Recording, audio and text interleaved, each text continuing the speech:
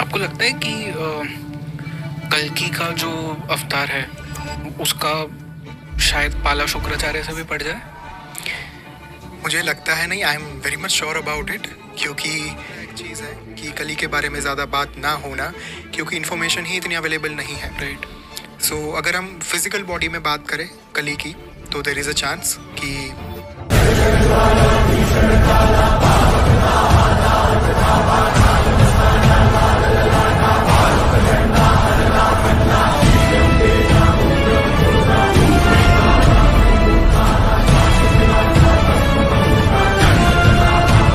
तो जय श्री राम दोस्तों। तो आज हम बात करने वाले एक यूनिक टॉपिक के बारे में। आप ही में से किसी ने मुझे एक टेलीग्राम पे वीडियो सेंड किया है, हालांकि अभी तक मैंने ये देखा नहीं है, पर टाइटल सिर्फ पढ़ा है कल्कि अवतार और शुक्राचार्य।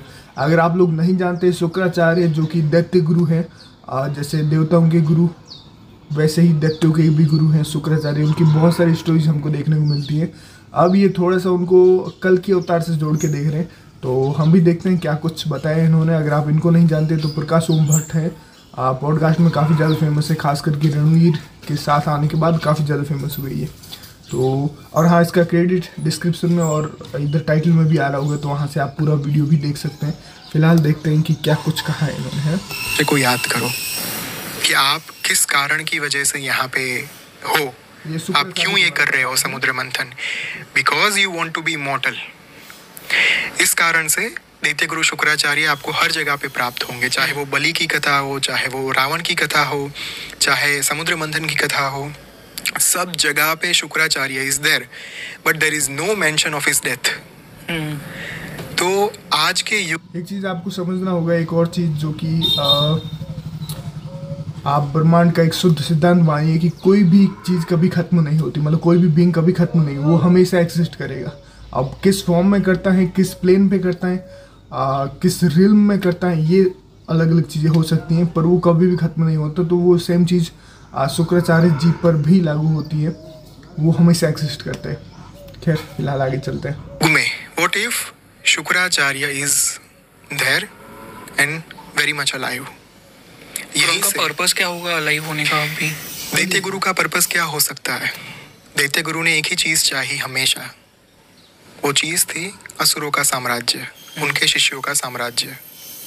जब भी हिरण्याक्ष, हिरण्यकशिपु, बलि की बात आती है, जब भी रावण की बात आती है, कंस की बात आती है, शुक्राचार्य ने हमेशा एक ही चीज चाही, वो था उनका अपार साम्राज्य, उनका आधिपत्य, दैत्यों का आधिपत्य। आज के युग में जो कली का युग है, कली युग है, he just wants that particular thing. So that is the motive कि जहाँ पे दैत्य गुरु ने मेरा जो व्हाट इफ कंटेंट है कि समाधि इसलिए ली थी, योग निद्रा इसलिए धारण की थी, because he was waiting for the right time, and this is the right time, जहाँ पे उनको जागृत करके दैत्यों की शक्ति को पुनः जागृत किया जा सकता है। और ये एक ऐसा समय है जहाँ पे जो देवी देवताओं की शक्ति है वो क्षीण हो जाती है अगर हम साधना के मार्ग पर आगे ना बढ़े तो। बिकॉज कलयुग इज दैट युग जहाँ पे धर्म का जो है वो एक धर्म को हानि पहुंच जाती है। इसलिए भगवान ने कहा था, यदा यदा ही धर्मस्य ग्लानिर्भवति भारत अभ्युत्थानम धर्मस्य तदात्मानं सृजाम्यहम् परित्राणाय साधूनां विनाशाय च दुष्कृतां धर्म संस्थापनार्थाय संभवामि युगे युगे। जब जब धर्म की हानि होगी, तब तब अधर्म से रक्षा करने के लिए, धर्म को पुनः स्थापित करने के लिए मैं अवतार धारण करूंगा। कलयुग एक ऐसा युग है जहाँ पे असुर हमारे बीच में ही राज करते हैं। इनफैक्ट मैं कई बार कहता हूँ कि सतयुग में अलग अलग लोक थे, जैसे अमरावती में देवता रहते थे, और जो मरुभूमि थी, पाताल लोक था, वहाँ पे दैत्य रहते थे। त्रेता युग में एक ही भूलोक पर, यानी कि प्लानिट अर्थ पर, असुर भी आए और देवता भी आए, यानी कि रावण इसी भूलोक पर था और भगवान राम, उन्होंने भी इसी भूलोक पर अवतार धारण करके उनका वध किया। देन इन द द्वापर युगा असुर और देवता एक ही परिवार में जन्मे। कौरव की जो वृत्तियां थी वो आसुरिक वृत्ति थी, अधर्म उनका था, अधार्मिक वृत्तियां थी उनकी। और पांडव जो थे वो धार्मिक वृत्ति वाले थे, देवता की वृत्ति हो। एक और चीज़ भी महाभारत में एक बहुत यूनिक चीज़ है जो शायद से लोग नोटिस ना करते हो। अभी जो लोग एलियंस वगैरह बोलते हैं कि ये वो, अगर आप देखेंगे तो महाभारत में तो आपको एलियंस भर भर के मिलेंगे। अगर आप देखेंगे तो जो कौरव थे वो भी प्योर ह्यूमंस नहीं थे, वो हाइब्रिड थे, मतलब असुर उनकी मतलब स्पिरिट्स थी जो कि ह्यूमन फॉर्म में थी। और वहीं दूसरी तरफ अगर आप पांडव देखेंगे तो वो दिव्यांश थे, है ना। तो भाई एलियंस का भी का मतलब क्या है, जो अर्थ के बाहर के हैं वो एलियंस है, तो इस हिसाब से वो आप वो ही दे सकते हैं ना। तो वहाँ पे वो सारे दिव्यांश थे और वहाँ पे वो असुरी आत्माएं थी, पहले ही वो पता होता है और पूरा वो स्टोरी है, अगर आप थोड़ा डिटेल में जाएंगे तो पता चलेगा। तो खैर आगे सुनते हैं क्या बता रही है। और मेन जो टॉपिक अभी हम देख रहे हैं कल्कि अवतार वर्सेस शुक्राचार्य, असल में ये उस हिसाब से जोड़ रहे हैं क्योंकि शुक्राचार्य को अगर आप देखेंगे तो वो हमेशा से असुरों के गुरु रहे हैं और जितने भी असुर हुए हैं उन सभी को लीड उन्होंने किए हैं। आज जितना भी देवासुर संग्राम हुआ है, अगर आप पुराने स्टोरीज में जाएंगे तो वहाँ पे काफ़ी डिटेल में वर्णन है शुक्राचार्य जी के बारे में, पौराणिक जो स्टोरीज हैं वहाँ पे। पर एक चीज़ समझना होगा आपको ये भी कि पौराणिक स्टोरीज जो हैं वो हमारी 90% से ज़्यादा अर्थ की नहीं है, वो अलग अलग प्लेन्स की, मतलब अलग अलग लोगों की कहानियाँ है ना, वो वहाँ यहाँ की प्रॉपर स्टोरीज नहीं है। आजकल लोग वहाँ यहाँ से जोड़ने की कोशिश करते हैं, तो इस चीज़ को भी ध्यान रखिए। देखते हैं आगे क्या वाले थे। अब कलयुग एक ऐसा समय है जहाँ पे असुर और देवता हमारे ही अंदर हैं, वो कहीं पे बाहर नहीं है।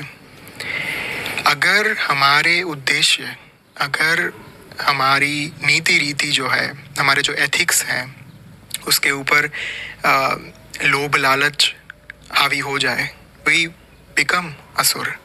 अगर हमारे ऊपर वासना हावी हो जाए, कितने लोग हम देखते हैं ना, कितने सारे क्राइम्स होते रहते हैं, जबकि उनसे आप पूछो कुछ बार कि आपने ये क्यों किया, वो क्राइम करने के बाद कहते हैं कि पता नहीं एक क्षण के लिए मेरे ऊपर हवस जो है वो हावी हो गई, वासना हावी हो गई, मैंने ये कर दिया, लेकिन अब मुझे बहुत ग्लानि है इस चीज़ की, मुझे बहुत पछतावा है।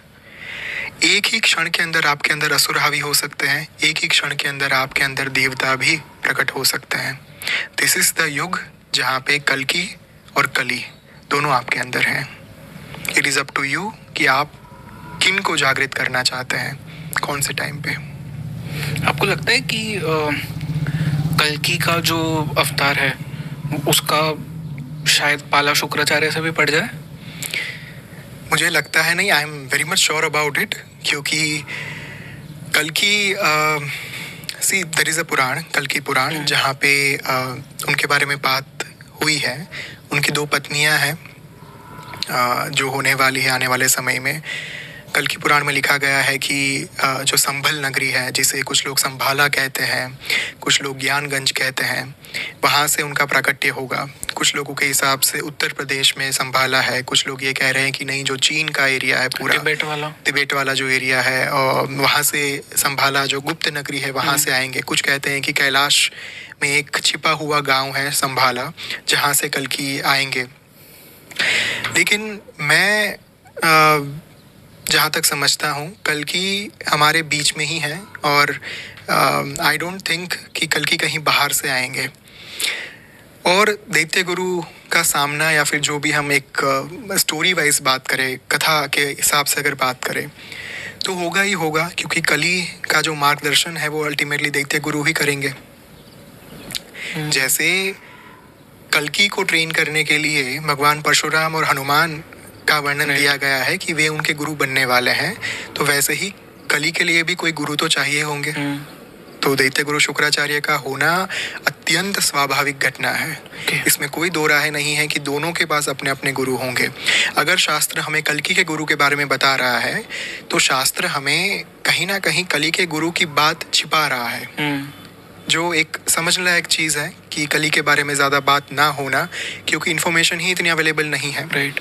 सो अगर हम फिजिकल बॉडी में बात करें कली की, तो देयर इज़ अ चांस कि कलयुग के अंत टाइम पे, जो अभी तो सिर्फ शुरू हुआ है, ये जैसे जैसे आगे बढ़ता जाएगा वैसे वैसे चीज़ें और ज़्यादा खैर ये भी वो लाखों साल वाले इल्यूजन में है। खैर पर एक चीज़ अच्छा है, इन्होंने एक पॉइंट भी मुझे अच्छा दिया है, इसके ऊपर भी बात करेंगे हम। फिलहाल जो इन्होंने बताया कि दैत्यों के गुरु हैं, तो जाहिर सी बात है कली के बारे में इतने ज़्यादा इन्फॉर्मेशन नहीं है जो कि रियलिटी है आज के टाइम में। जो कि मुझे लगता है पिछले 5000 साल में ही गायब की गई हैं, जब से ये कली युग आया है। तो पर खैर काफ़ी सारी चीज़ें हैं जो इस समय में निकल के आ रही हैं, आप लोग भी देख रहे हैं, हम भी समझ रहे हैं। शुक्राचार्य का ठीक है, अच्छा है। अभी जो अरब कंट्री से उनसे भी जोड़ के देखा जाता है ना उनको, और काफ़ी सारे यहीं से इंस्पायर्ड होकर अलग अलग जो मैथोलॉजी है उनमें कैरेक्टर्स भी डाले गए हैं शुक्राचार्य से रिलेटेड। उसके ऊपर कभी और बात करेंगे आप चाहेंगे तो। एक और अच्छा सिद्धांत हम समझते हैं इस वीडियो के थ्रू में। एक चीज़ जैसे इन्होंने बताया शुक्राचार्य के बारे में या असुरों के बारे में, असुरों को नॉर्मली देखा होगा आपने, वो हमेशा डिवाइन के अगेंस्ट रहते हैं, यानी कि जो भी भगवान हैं, हम जैसे त्रिदेव हैं, नॉर्मली उनके अगेंस्ट ही रहते हैं वो। जैसे कि जितने भी असुर, जैसे रावण हो गया और भी जितने भी असुर थे पहले, चाहे हिरण्याक्ष हो गया, हिरण्यकश्यप हो गया, वो सारे विष्णु भगवान के अगेंस्ट रहते थे, है ना, हमेशा कि विष्णु भगवान की स्तुति नहीं करेंगे, उनको हमेशा नीचा दिखाने की कोशिश करते थे। और एट दी एंड उनका क्या हुआ वो आपने देखा। तो ये एक वैदिक शुद्ध सिद्धांत है, ब्रह्मांड का एक नियम है कि कभी भी डिवाइन या फिर जो अपने से हायर हैं उनके अगेंस्ट में नहीं होना चाहिए। ये देखेंगे असुरों का ये नॉर्मली प्रवृत्ति रहती है, वो भगवान शिव की पूजा करेंगे, ब्रह्मा जी की पूजा करेंगे, उनकी स्तुति करेंगे, पर विष्णु भगवान के हमेशा वो अगेंस्ट रहते थे। और वहीं पे ऐसा नहीं कि सिर्फ ये भगवान विष्णु पर ही लागू होता है, भगवान शिव के केस में भी आप देखेंगे जो प्रजापति दक्ष थे वो भगवान विष्णु की स्तुति कर रहे थे, ब्रह्मा जी की कर रहे थे, पर भगवान शिव को नहीं मानना चाह रहे थे, है ना। और एट द एंड उनका भी क्या हुआ वो देखा होगा। तो ये एक ब्रह्मांड का शुद्ध नियम है कि कभी भी डिवाइन या फिर हायर के अगेंस्ट नहीं जाना चाहिए। जब जाते हैं तो आपने रिजल्ट देखा है ऑलरेडी। और जो भी उनके साथ होते हैं या फिर क्योंकि सही के साइड हुआ ना वो धर्म के साइड, तो एटलीस्ट उनका क्या होता है वो भी आप देख सकते हैं। अर्जुन, हनुमान, उससे पहले प्रहलाद, ध्रुव, बहुत सारी स्टोरीज हैं हमारे पास, तो उसकी तरफ बढ़िए। बाकी फ़िलहाल अपने आप पे काम की, ये टॉपिक ठीक था। आप लोगों ने जो भी वीडियोस भेजे आप और भी सेंड कर सकते हैं अगर आपके पास कुछ भी इन्फॉर्मेटिव वीडियोस हो। टेलीग्राम, इंस्टाग्राम सारे लिंक्स डिस्क्रिप्शन में हैं। बाकी ये वीडियो पूरा देखना चाहते हैं तो डेफिनेटली देखते हैं, थोड़ा सा अगर कुछ है तो। बाकी आप चाहें तो देख सकते हैं, डिस्क्रिप्शन में लिंक दे दूँगा। बनती जाएगी, जो हम कहते हैं ना, पानी नहीं बचेगा, ये नहीं रहेगा, वो नहीं। ये सारी चीज़ें बस वो सुनी सुनाई हैं कि कलयुग लाखों साल के बाद, ऐसा कुछ भी नहीं। इसके ऊपर हम ऑलरेडी कई सारी बातें कर चुके हैं, ये डिस्टोपियन वर्ल्ड वगैरह। ये एक जानबूझ के दिमाग में डाला गया है ताकि लोग इस इल्यूजन में रहेगी कि अभी तो बहुत टाइम है, अभी तो काफ़ी पानी है हमारे पास, है ना, अभी तो रुको, आराम से मज़े करो। पर टाइम आ चुका है, थोड़ी सी आंखें खोलेंगे तो आपको पता चलेगा कि कलयुग अपने पीक पर है ना। जो भी इंसिडेंट हो रही है, जो सिस्टम पूरा बना हुआ है, प्रॉब्लम वो है। खैर बाकी आप लोग कमेंट करके बताइए आपका क्या ओपिनियन है, और मिलते हैं नेक्स्ट वीडियो। शुक्रिया।